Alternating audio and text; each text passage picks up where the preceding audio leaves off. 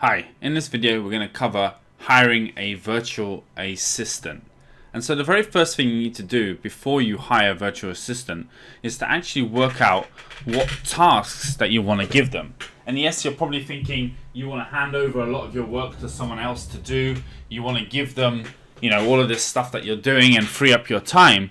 But that's not specific enough. You need to really work out what's taking up your time, what things you're going to keep doing, what you're going to pass to someone else. You need to really spell out and list out those tasks. And even though something may be very complicated and taking up a lot of your time, it may not be the best thing for your business to outsource that to someone else. If it's an important decision-making process that you do, you may want to hand out certain admin tasks, customer service, maybe creating shipments. You need to write down all the different things you're doing and then decide specifically what the task is, the first task that you want to hand out. And instead of trying to do everything in one time, just let's start with one main thing that you're going to give to someone, with the idea that you expand to additional 2, 3, 4, 5 tasks that you want to outsource as well. Okay, so now that you know roughly what the main task is that you want to hand out to someone, let's say it's creating shipments for Amazon and reordering inventory for those shipments and bringing it into stock in Amazon, then you want to document the process. And there's 2 really simple ways of doing this. One is you can create a video, use a tool called Camtasia, and just record the process as you do it and explain in as much detail as possible as you go along. And the second way you can do it is to create a Google Doc and list out all the steps and add screenshots and all the information someone needs.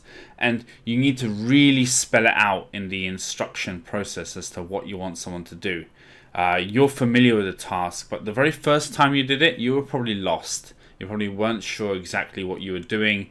And then you kind of got used to it, and now a few months later you know exactly how to do it, and it only takes you 10 minutes. But the point is that when you're handing it to someone else, they may not have that same familiarity. So you need to really list out every little step, every little process, so that there can be no confusion as to what needs to be done and when and what the requirements are for that. Then once you have the task that you want done clearly spelled out and documented, now you're ready to begin to look for someone to actually do that work for you. So I use a platform called Upwork for most of my hiring, for outsourcing. It works well for me. There's other platforms like Freelancer. There's specific platforms for, say, VAs in the Philippines too that you can look up. And I would just say start with one platform. If you're already familiar with these platforms, great. If you're not, I'll walk you through, say, Upwork to give you an example. And then the process is really the same for other things too. So you create your job. In this case, I'm going to refer to Upwork. You create your job, which is a description of exactly what you want someone to do, how many hours a week, or usually outsourcing is not just a one-off task. You're getting them to check your inventory every week, for example, or create shipments every week. If it is a one-off task, that's fine too. You can do that. If it's a specific research you need someone to do, or bookkeeping and tidy up your accounts, or whatever it is that your specific task that you're doing, write a detailed description in the job of what you need them to do. Provide examples if you can. The screenshots, the process is good. There's no reason why you shouldn't share this. If there's confidential information in there, you might want to delete that out, such as logins or confidential business information at this stage in the process. But there's no reason to not show them what it is exactly that you want them to be doing so they can quote for that. And what I tend to do is I filter people who've had a 90% plus success rate on the Upwork platform and that earned at least 1K. And also I tend to go for VAs from the Philippines. Why? Because there's a big talent pool there of people who do these tasks on a day in, day out basis. They have the experience. Just like if you wanted to hire a computer engineer, you wouldn't go to a university and look for philosophy graduates. You would go to a place where there's lots of talent and computer engineers, at a university that has computer engineers, right? So it's the same. I'm not saying that you shouldn't look to other countries to hire, and you can hire locally where you live too. There's no reason why you can't hire someone in your own country or other countries. I'm just saying that there's a solid pool of VAs from the Philippines, and they're good at these admin tasks for Amazon. I have worked with VAs from other countries too, and they've been great. So there is that option. But just as a starting point, if you're new, then maybe that's somewhere you want to focus. And what I do is I search for the specific task that I'm looking for in the search. So it could be, Amazon VA, and then I look through the profiles and I hand select 10 to 20 people that I invite to the job. And that way, I'm not just allowing anyone to bid on my job from anywhere. I'm specifically inviting people who I've pre-selected that I think are able to do it. And how do I do that? I look at their profile and just see if they've done similar tasks before, and also that they've got this 90% plus success rate and earned at least 1K on the platform. And then that way, that's the filter, that they've worked with other customers in the past on the platform successfully, and there's not going to be too much of an issue. Next, what I do is a trial. If I can trial 2 or 3 people, I do that if the task allows it. But if you're doing something like creating shipments on Amazon, you don't really want the same person to do the same thing, 3 different people to do the same thing for you 3 times. So it's hard to trial that. But if you were doing something like building a list of influencers to market to, you might give one potential VA a list of 50 people to build, a second VA a different list of 50 people to build, and a third VA a different list of 50 people to build. And then that way you have 3 sets of 50 that you build up. And so basically the trial is really to see if this person can actually do the work and not just and actually that you can communicate well together, really, because that's half of it is the skill set and half of it is the communication. And you already know from when you create the job, invite people to bid, and their initial emails to you for quoting, you already know which people are more likely to be good at this task and which are not. For example, if you get a 1-line email back that says, "I'm interested in your job," and that's it, and they quote $80, but they haven't really said anything, asked anything, they haven't told you about themselves, then that person's most likely not going to be a good fit, even if their profile looks good. But if someone else comes back to you and says, "Thank you very much for inviting me to your job. I've done task A, B, and C that are similar to your job.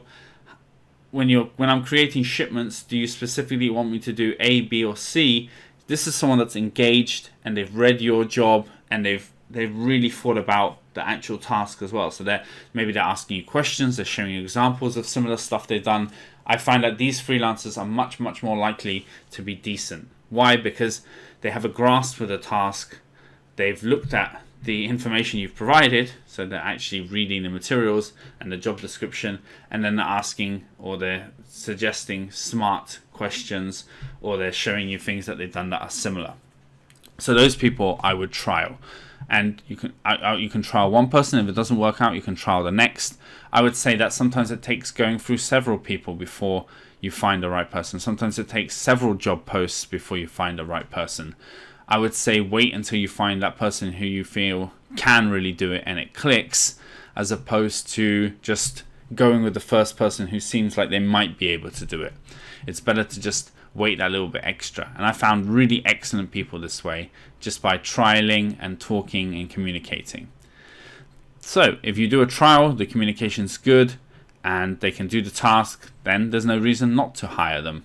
But remember that if it's a new person you're bringing on, there may be some teething problems. They need some time to get used to what you want them to do and how you want them to do it. And even if you think you've created the best documentation in the world as to how to do the task, 10 different people reading the same documentation will have 10 different ideas as to what you want. So you have to allow some input from yourself in order to guide them and steer them to the right direction. But again, you'll know if someone keeps coming back with silly questions, then they're not a good fit. But if they're coming back with good questions where you might have made a mistake or a gap in your documentation explaining the task, then that person's a much, much better fit for you. And remember, just start off by keeping it simple, keeping it to one main task that you want to outsource. You can discuss additional work that you want to give to someone. And I found that usually one VA can handle several different tasks as long as they're well documented. So, for example, creating shipments in Amazon, checking your inventory, maybe creating purchase orders for suppliers.